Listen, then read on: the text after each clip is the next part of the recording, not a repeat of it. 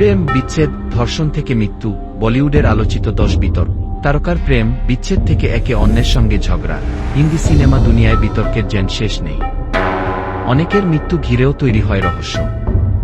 আবার এমন ঘটনা ঘটে যা নাড়িয়ে দেয় পুরো সিনেমা ইন্ডাস্ট্রিকে। বলিউডের এমন আলোচিত 10 বিতর্ক নিয়ে এই প্রতিবেদন। এখানে কেবল 2000 সালের পরের ঘটনাগুলোই বিবেচনা করা হয়েছে।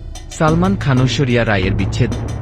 1999 সালে হাম দিল দে চুকে সনম সিনেমার শুটিংয়ে প্রেমে পড়েন দুই তারকা। সবাই যখন তাদের শুভ পরিণয়ের অপেক্ষায়, তখন বোমা ফাটান ঐশ্বরিয়া। 2001 সালে এক সাক্ষাৎকারে সালমানের বিরুদ্ধে শারীরিক নির্যাতনের অভিযোগ করেন। ঐশ্বরিয়া তখন বলেছিলেন, আমাদের সম্পর্ক ভেঙে গেছে। একটা সময় সালমান আমাকে ফোন করে ডেকে সহকর্মীদের সঙ্গে আমার সম্পর্ক নিয়ে যাতা বলেছে।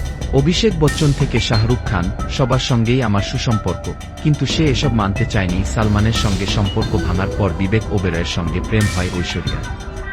পরে বিবেক অভিযোগ করেন, ওই সময়ে সালমান বারবার ফোন করে তাকে এবং পরিবারের সদস্যদের হয়রানি করতেন। রাখি সাওমিকা সিং চুম্বন বিতর্ক। দুজনেই নানা বিতর্কিত কর্মকাণ্ড করে প্রায় খবরের শিরোনাম হন। 2006 সালের ঘটনা যেন সব বিতর্ক ছাড়িয়ে গিয়েছিল। ওই বছর নিজের বাড়িতে জন্মদিনের পার্টি দিয়েছিলেন রাখি সাওয়ান্ত। সেখানে আমন্ত্রিত ছিলেন মিকা। সেই পার্টিতে রাখি ও মিকার চুম্বনের ঘণ্টা নিয়েই বিতর্কের শুরু। রাখির অভিযোগ, মিকার হাতে নির্যাতিত হয়েছেন তিনি। মামলায় আটক হন মিকা, পরে অবশ্য তিনি জামিনে মুক্তি পান। তবে 2 দশক পেরিয়ে গেলেও তাদের সম্পর্ক আর ঠিক হয়নি। শাইনি আহুজার বিরুদ্ধে ধর্ষণের মামলা। বলিউডে ছিল না কোনো গডফাদার, তবে ভিন্নধর্মী লুক আর অভিনয় প্রতিভার জোরেই তার কাখ্যাতি পেয়েছিলেন শাইনি আহুজা।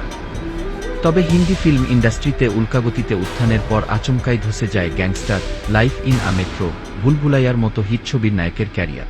2009 সালে বাড়ির 19 বছরের গৃহকর্মীকে ধর্ষণের অভিযোগ ওঠে অভিনেতার বিরুদ্ধে। আর মাত্র 3 বছরেই শেষ হয়ে যায় শাইনির চকচকে ক্যারিয়ার।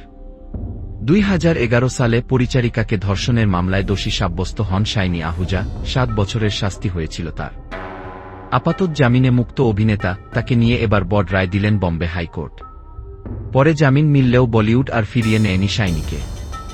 2015 সালে ওয়েলকাম ব্যাক ছবিতে ছোট্ট ভূমিকায় দেখা মিলেছিল তারপর থেকে পুরোপুরি গায়েব তিনি।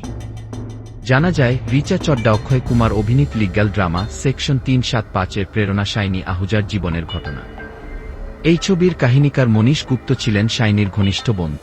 স্বজনপ্রীতি বিতর্ক। করণ জোহর প্রযোজিত স্টুডেন্ট অব দ্য ইয়ার দিয়ে হিন্দি সিনেমা অভিষেক হয় আলিয়া ভাট, বরুণ ধাওয়ানদের। এ সিনেমা দ্বিতীয় কিস্তিতে পাওয়া যায় অনন্যা পাণ্ডেকে। কেবল এ 2 সিনেমা নয়, গত 1 দশকে হিন্দি সিনেমার দুনিয়া পা রেখেছেন অনেক তারকা সন্তান। সর্বশেষ চলতি বছর বড় পর্দায় পাওয়া যায় আমির খানের পুত্র জুনাইদ খান ও শ্রীদেবীর কন্যা খুশি কাপুরকে। এর আগে ওটিটিতে অভিষেক হয়েছে সাইফ আলী খানের পুত্র ইব্রাহিম আলী খানের।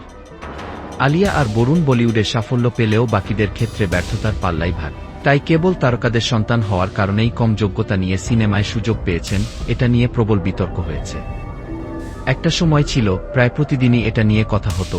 ছবির প্রচারে তারকাদের সামনে পেলেই ছুড়ে দেওয়া হতো স্বজনপ্রীতি নিয়ে প্রশ্ন। মধ্যে এই বিতর্কে মুখোমুখি হয়েছিলেন করণ জোহর ও কঙ্গনা রানাউত। আমির খানের দেশত্যাগ বিতর্ক। 2015 সালে ভারত জুড়ে চলা অসহিষ্ণুতা নিয়ে মুখ খুলেছিলেন আমির খান। তিনি বলেছিলেন, খবরের কাগজ পড়লে বা টিভি দেখলে তিনি আতঙ্কগ্রস্ত হয়ে পড়েন। 7-8 মাস ধরে অসহিষ্ণুতা যেভাবে মাথাচাড়া দিচ্ছে, তাতে ভীত তার স্ত্রী কিরণও। আমির বলেন, নিজের সন্তানের ভবিষ্যৎ নিয়ে কিরণ এতটাই আশঙ্কিত যে আমাকে একদিন জিজ্ঞেস করেছিল, আমাদের কি ভারত ছেড়ে চলে যাওয়া উচিত। আশঙ্কার ব্যাখ্যা দিয়ে আমির বলেছিলেন, 7-8 মাস ধরে মানুষের মধ্যে নিরাপত্তাহীনতা বেড়ে চলেছে। মানুষ সুবিচার চায়। আশঙ্কার অবসানে খুব স্পষ্ট ভাষায় যে বার্তা আসা দরকার, দুঃখের বিষয় তা আসছে না। আমিরের এই মন্তব্যের পর নতুন করে শুরু হয়েছে অসহিষ্ণুতা নিয়ে বিতর্ক। কংগ্রেসের রাহুল গান্ধী আমিরের মন্তব্যকে সমর্থন করেছিলেন। জায়রা ওয়াসিমের অবসর। জায়রা ওয়াসিমের মনে হয়েছে অভিনয় নয়, ধর্মচর্চাতেই তিনি শান্তি পাবেন। তাই 2019 সালে অভিনয় ছাড়ার সিদ্ধান্ত নেওয়ার কথা জানান অভিনেত্রী। তবে এ সিদ্ধান্ত নিয়ে তখন শুরু হয় প্রবল বিতর্ক। জায়রা ওয়াসিমের শুরুটা হয়েছিল দুর্দান্ত। 2016 সালে মাত্র 16 বছর বয়সে আমির খানের সঙ্গে দঙ্গল ছবিতে কুস্তিবিদ গীতা প্রগতের চরিত্রে অভিনয় করেন। 70 কোটি রুপি খরচ করে বানানো এই ছবি বক্স অফিসে তোলে। তার পরের ছবিটিও ছিল আমির খানের সঙ্গে। সিক্রেট সুপারস্টার নামে সে সিনেমাটিও হিট হয়। জায়রার সিদ্ধান্ত নিয়ে নানা কথা হয়েছে, অনেকে ভেবেছিলেন তিনি হয়তো আবেগের বশে এমন সিদ্ধান্ত নিয়েছেন। তবে কিন্তু জায়রা নিজের সিদ্ধান্তে অটল থেকেছেন আর অভিনয়ে ফেরেননি। হৃতিক কঙ্গনা বিতর্ক। হৃতিক রোশন আর কঙ্গনা রনৌতের কথিত প্রেম বিচ্ছেদ নিয়ে বিতর্ক বলিউডের ঝড় তুলেছিল। দুই তারকা যেভাবে প্রকাশ্যে কাদা ছোড়াছুড়ির প্রতিযোগিতায় নেমেছিলেন সেটা বলিউডে খুব একটা দেখা যায় না। 2013 সালে মুক্তি পায় হৃতিক ও কঙ্গনা অভিনীত সিনেমা কিস 3। বলা হয় এই সময় দুজনের মধ্যে সম্পর্ক হয়, পরে তা ভেঙেও যায়। কিন্তু আদৌ তারা সম্পর্ক ছিলেন কিনা জানা যায়নি। কিন্তু মূল ঘটনা প্রেম বা বিচ্ছেদ নয়, অভিযোগ আর পাল্টা অভিযোগ। কঙ্গনা দাবি করেন হৃতিকের সঙ্গে তার প্রেম ছিল, কিন্তু অভিনেতা সম্পর্কে থাকার সময় তাকে নানাভাবে হয়রানি করেছেন। হৃতিক এসব দাবি ভুয়া উল্লেখ করে বলেন কঙ্গনা তাকে 1439টি ইমেইল পাঠিয়েছেন, তিনি কোনোটিরই জবাব দেননি।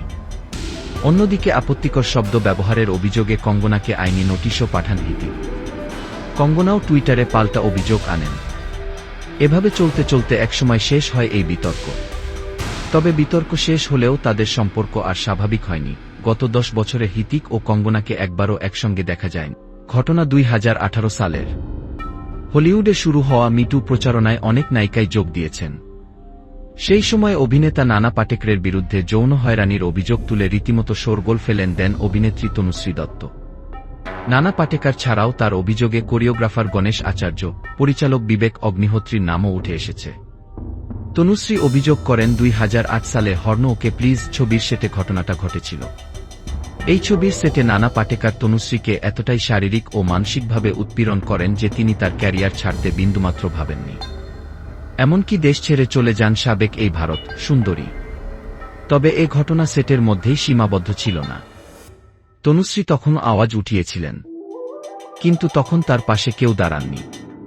তনুশ্রী সিনে অ্যান্ড টেলিভিশন আর্টিস্টস অ্যাসোসিয়েশনের সিনটা কাছে গিয়ে নানার বিরুদ্ধে অভিযোগ জানান।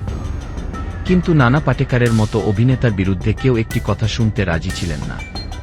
তনুশ্রীর মুখ বন্ধ রাখতে গুন্ডা দিয়ে হুমকি দেওয়া হয়, এমনকি তার গাড়ি ও বাড়িতে হামলা পর্যন্ত করা হয়। এই বলিউড অভিনেত্রীর পাশে সেদিন পুলিশও দাঁড়ায়নি। তনুশ্রীর অভিযোগের পর পুলিশ ঘটনা আমলে নেয়। তদন্ত শেষে তারা জানায় নানা পাটেকরকে দোষী সাব্যস্ত করার মতো যথেষ্ট প্রমাণ নেই। সুশান্ত সিং রাজপুতের মৃত্যু। 2020 সালে লকডাউনের মধ্যেই হঠাৎ পাওয়া যায় সুশান্তের মৃত্যুর খবর। এই দুঃসংবাদ নাড়িয়ে দিয়ে যায় গোটা বলিউড ইন্ডাস্ট্রিকে।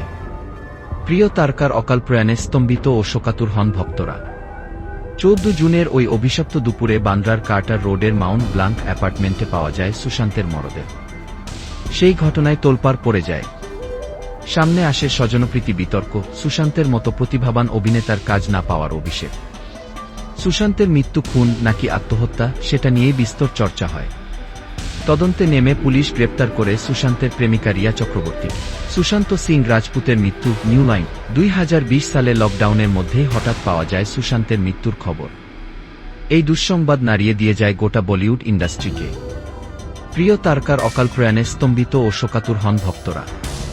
14 জুনের ওই অভিশপ্ত দুপুরে বান্দ্রার কার্টার রোডের মাউন্ট ব্লাঙ্ক অ্যাপার্টমেন্টে পাওয়া যায় সুশান্তের মরদেহ।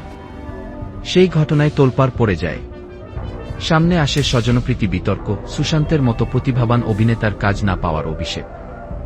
সুশান্তের মৃত্যু খুন নাকি আত্মহত্যা সেটা নিয়েই বিস্তর চর্চা হয়। তদন্তে নেমে পুলিশ গ্রেপ্তার করে সুশান্তের প্রেমিকা রিয়া চক্রবর্তীকে। সেই সময়ে প্রায় প্রতিদিনই সুশান্তকে নিয়ে নানা ধরনের খবর প্রচারিত হয়। কোনটা সত্যি কোনটা গুজব যাচাই করাই মুশকিল হয়ে দাঁড়ায়। অনেক নির্মাতা আবার সুশান্তকে নিয়ে সিনেমা বানানোর ঘোষণা দেন। সেই ঘটনার 5 বছর পর অবশেষে সুশান্তর মৃত্যুর ঘটনার চূড়ান্ত প্রতিবেদন দিয়েছে সেন্ট্রাল ব্যুরো অব ইনভেস্টিগেশন বা সিবিআই। প্রাথমিকভাবে মামলাটি আত্মহত্যা বলেই জানানো হয়েছিল। শেষ রিপোর্টেও সিবিআই নিশ্চিত করল আত্মহত্যাই করেছিলেন অভিনেতা। তদন্তে অন্য কোনো দিক উঠে আসেনি।